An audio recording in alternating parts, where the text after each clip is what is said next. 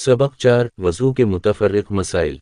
नील polish. औरतों को नील polish नहीं लगाना चाहिए। नाखून पर पालिश होने की वजह से पानी नाखूनों तक नहीं पहुंच पाता, इसलिए नाखून पर नील पालिश होते हुए वज़ू और गुस्ल सही नहीं होगा।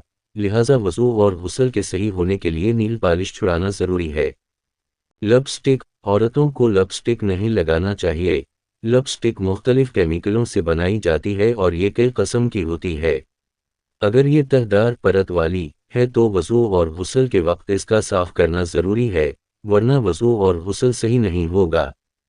पेनेट बदन पर लगा हवा हो तो पानी छड़ी तक नहीं पहुंच पाता है, लिहाजा वज़ू और गुस्ल करते वक्त इसका ज़ाइल करना ज़रूरी है, वरना वज़ू और गुस्ल सही नहीं होगा। अंगूठी। अगर किसी ने तंग अंगूठी पहन रखी हो तो वज़ू करते वक्त इसको हिलाना ज़रूरी है ताकि पानी अंगूठी के नीचे तक पहुंच जाए, और अगर अंगूठी ढीली हो तो उसे हिलाना मुस्तहब है।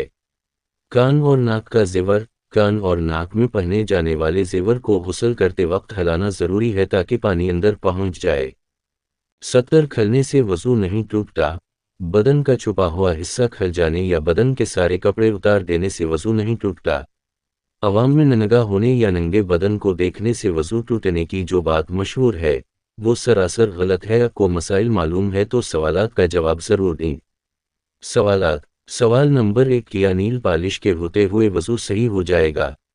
सवाल नंबर 2, बदन पर पेनेट लगा हो तो क्या गुस्ल सही हो जाएगा? सवाल नंबर 3, वज़ू में तंग अंगूठी को क्या करना चाहिए?